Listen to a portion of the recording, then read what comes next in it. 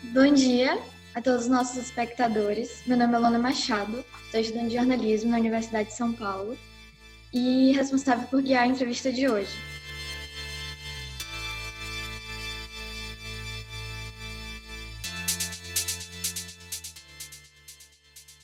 O que você sabe sobre ciência hoje em dia, espectador? O que fazem os cientistas, onde comem, onde vivem?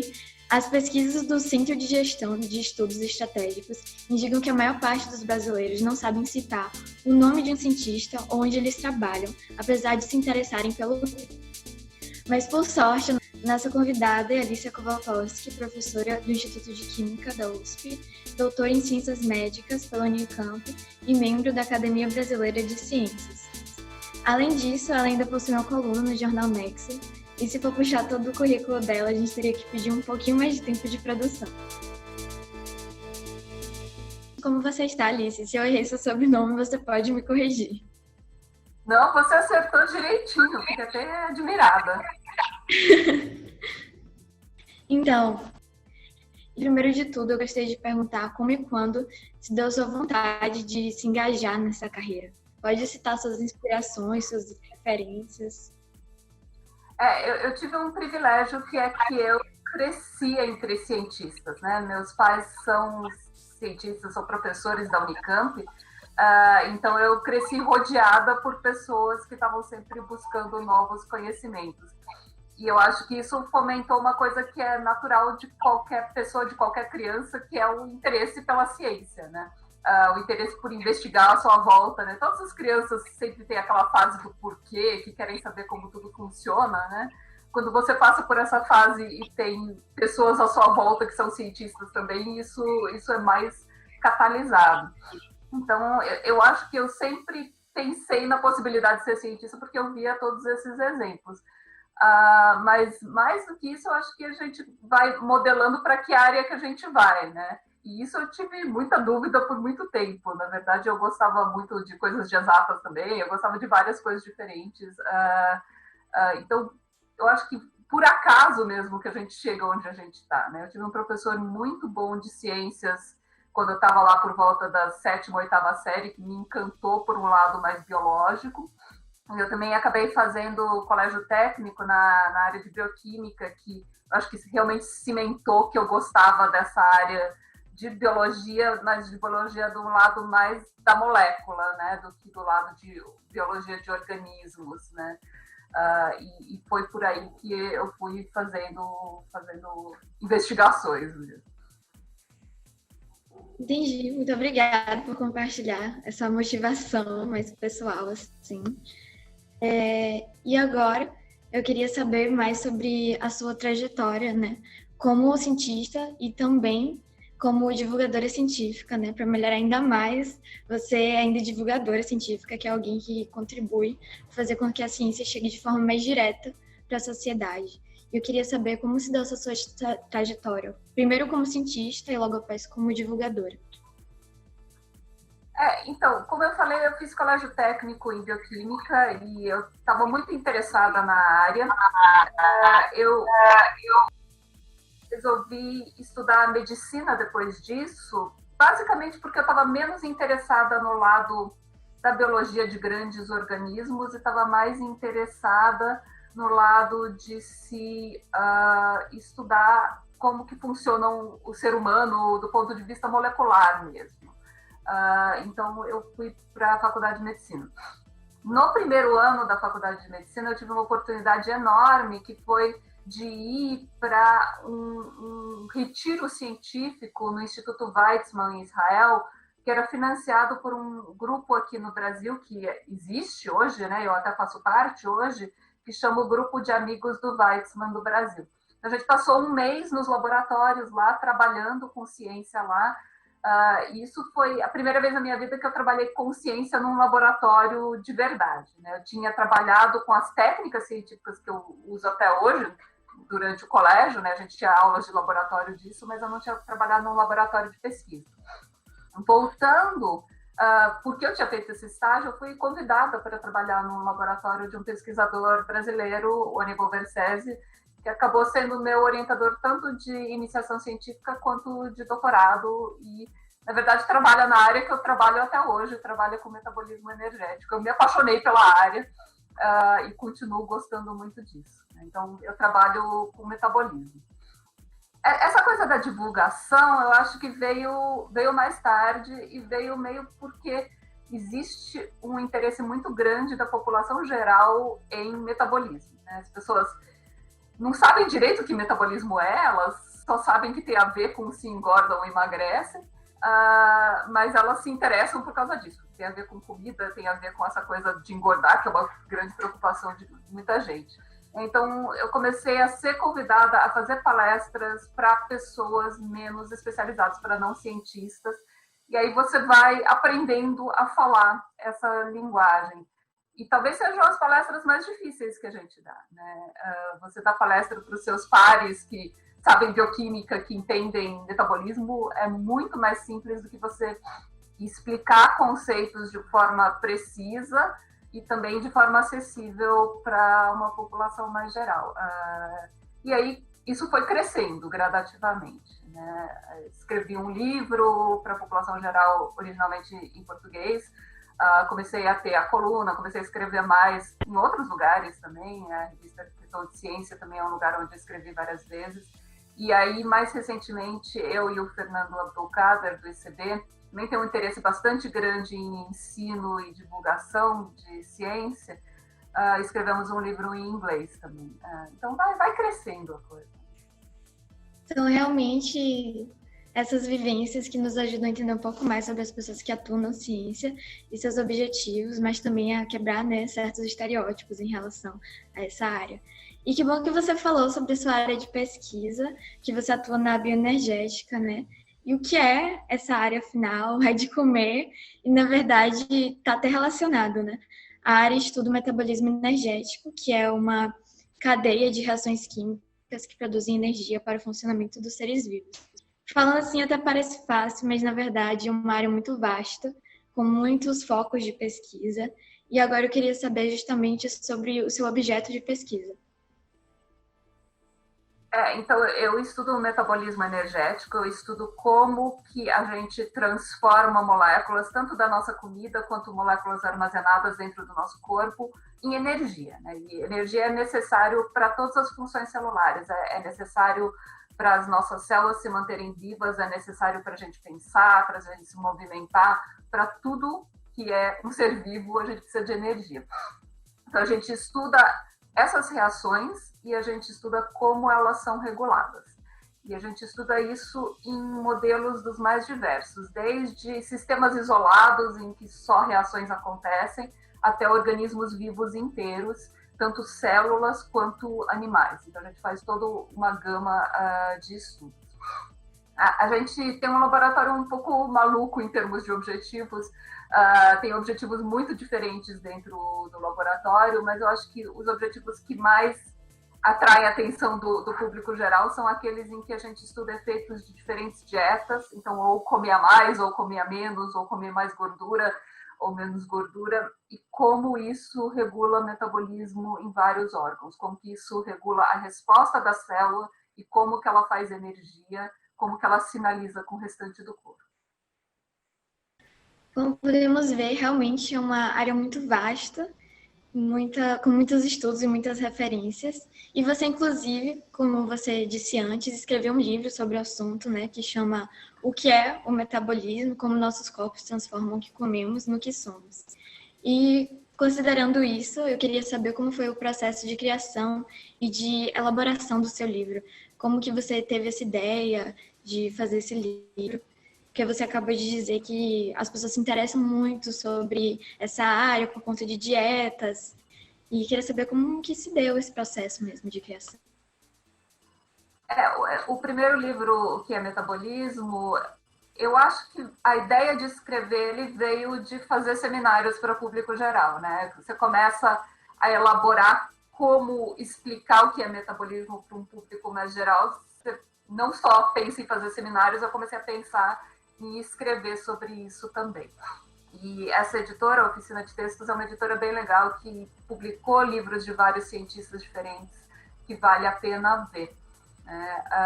Inicialmente, quando eu falei com eles sobre essa ideia, eles me falaram, olha, você tem que saber que isso provavelmente não vai vender. O que vende é você vender um livro sobre dietas. E não era uma coisa que eu tinha interesse, até porque tem muito livro sobre dietas e muita coisa ruim, né? Se você publicasse uma coisa sobre dietas que é cientificamente embasado, que é basicamente que não existe milagre, não ia funcionar, porque você está jogando, né, uma gota d'água no meio de uma maré, que já é uma coisa bem complicada. Então eu falei, não, eu queria escrever sobre o que é metabolismo mesmo. E eles foram super receptivos e acabou publicando, né, e tá aí o livro, né. Uma coisa importante de avisar é que você não fica rico escrevendo esse tipo de livro, na verdade, é mais pela divulgação mesmo. Né? O segundo livro veio de um convite também feito em congresso e veio de querer fazer uma coisa mais elaborada e mais específica para o ser humano. Então, esse segundo livro não é o que é metabolismo em geral, mas é o que acontece com as moléculas do momento que elas entram dentro da sua boca até elas saírem de você, né? Então, como que você transforma a comida. Então, a história de vida do carboidrato, quando ele entra dentro de você, da proteína, da gordura, do álcool, né? A gente conta isso. E também como que o metabolismo é alterado em diversas situações diferentes. Então, a gente fala de várias doenças diferentes. E veio também da experiência do primeiro livro, mas é um livro diferente e tem mais informação, mas mais focada só no ser humano, né? Não é um metabolismo geral também. Agradeço muito pela fala e agora vamos tratar de um ponto sensível da ciência, que é um dos motores da nossa sociedade, mas enfrenta muitos desafios.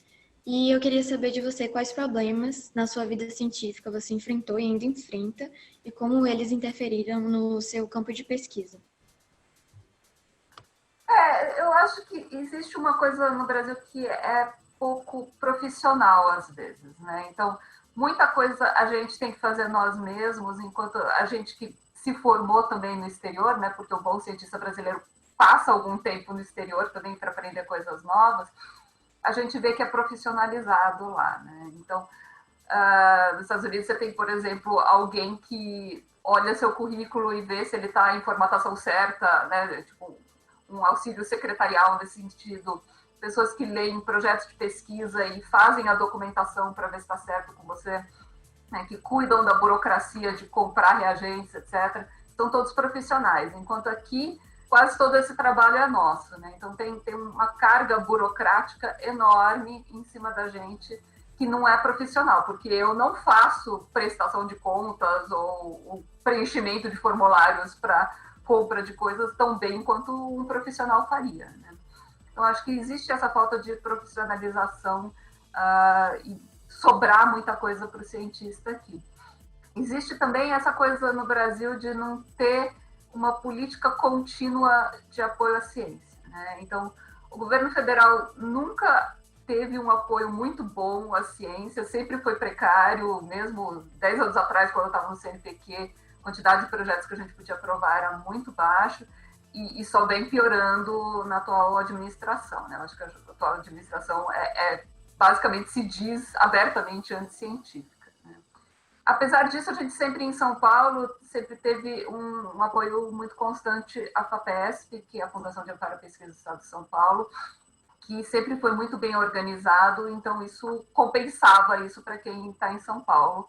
Até que esse ano, repentinamente, a gente viu que o governo do Estado está tentando cortar financiamento à FAPESP, justamente em meio a uma pandemia, quando nunca se falou mais de ciência. De repente, cientistas estão no jornal todo dia, que é uma coisa boa que a gente vê, o governo querendo cortar dinheiro de ciência, né? E isso é um absurdo. A gente, se tem um momento que precisa investir em ciência, é agora, né? E a gente sabe que ciência é um motor para o desenvolvimento e é um motor também para a gente resolver problemas como a crise sanitária atual. Então, isso tem sido uma preocupação nossa grande. Agora, eu queria até estimular todo mundo que for assistir isso a procurar, tem um abaixo-assinado da Academia de Ciências do Estado de São Paulo contra essa proposta de cortes, que ainda está na mesa, é um projeto de lei, né, projeto de lei 627, que está querendo cortar 30% da verba da FAPESP para 2021. seria um desastre, tá? Porque projetos de pesquisa são de longo prazo, então muito do dinheiro da FAPESP já está comprometido com projetos que já estão em andamento. Se você corta 30% ano que vem, provavelmente você não vai poder aprovar mais nada novo, ou você não vai poder honrar compromissos já assumidos, né, que seria uma tragédia. Então, acho que essa falta de continuidade e de visão política da importância da ciência é um problema no Brasil. E talvez isso venha da falta de entendimento do que é ciência. Para um cientista, é quase inconcebível que as pessoas não entendam isso, né? Elas pegam os seus celulares para falar mal de vacina, mas celular é pura ciência, assim como vacina é pura ciência, né? Você não teria a sua vida confortável, você não teria a luz para você acender no quarto, você não teria comida na sua geladeira, se não fosse pela ciência, né? É fundamental mesmo, é o que leva a sociedade para frente. E como dito antes, você tem uma coluna, né, centrada em ciência, no Nexo, e nela você atinge pontos cheios brasileira e discute várias problemáticas, mas a divulgação científica em si tem muitos problemas no Brasil, né? E um deles, muito debatidos atualmente, é o isolamento dos laboratórios do meio público. E nesse meio de disseminação científica, quais as adversidades que mais te atingiram e ainda atingem? Eu discordo disso, Luana. Na verdade, a divulgação científica no Brasil cresceu muito nos últimos anos e é excelente. Saiu até uma publicação científica recente que mostra que o Brasil é um dos países que mais divulga muito mais do que vários países desenvolvidos. Então, eu não acho que você pode dizer que divulgação científica no Brasil é deficiente. Eu acho que existe um problema maior, que é um problema de educação até básica, né? A gente tem uma grande parcela da população que não consegue nem ler e escrever bem, muito menos vai conseguir ser atingido por essa divulgação científica. Mas a divulgação científica em si cresceu muito, se fizeram programas para formar jornalistas científicos, se criaram portas mesmo de divulgação científica muito grandes. Eu conheço profissionais na área excelentes e esse não me parece ser o problema. Eu também não acho que os laboratórios sejam fechados por natureza. Eu sou uma pessoa que não acredita que todo cientista deve ser um divulgador também. A gente não precisa ser bom em tudo, né? Eu acho que vai ter gente que vai gostar mais de fazer uma coisa, vai gostar mais de fazer outra. Eu acho que devem ter jornalistas que vão atrás dos cientistas que não são divulgadores por natureza e que fazem essa tradução, né? Que tenham divulgadores nesse sentido. Mas eu não acho que falta abertura dos laboratórios, não. O que eu acho que é educação fundamental, a nossa educação básica talvez seja o nosso maior problema para chegar em toda a população. Claro que a gente sempre pode expandir, não é porque tá bom que a gente não deva investir mais nisso, mas a ciência diz que divulgação científica no Brasil não é deficiente. Muito bom você ter esclarecido isso. E chegamos em um momento muito triste da nossa entrevista, que é a despedida, e dessa oportunidade de conhecer uma cientista que representa uma parte essencial, né, da sociedade, a ciência. E quais são as suas considerações finais? A minha consideração final é para quem está pensando em fazer ciência, faça. Porque é uma carreira muito legal, é uma carreira em que você está todo dia fazendo coisas novas, fazendo coisas interessantes, trabalhando com pessoas extremamente inteligentes e engajadas. E eu acho que é uma carreira que traz muita satisfação pessoal, ao mesmo tempo tem muita flexibilidade e é super interessante. Então, eu acho que vale a pena. Eu sou muito realizada na minha decisão de ser cientista. E com isso, encerramos mais um programa. Alice, muito obrigada por ceder seu tempo e esclarecer vários pontos sobre a ciência, o conhecimento científico. E obrigado por responder todas as perguntas de uma forma tão clara. Agradeço também aos espectadores que acompanharam o nosso trabalho até o fim. E esperamos ter contribuído com o seu conhecimento e até o próximo programa. Obrigada de verdade.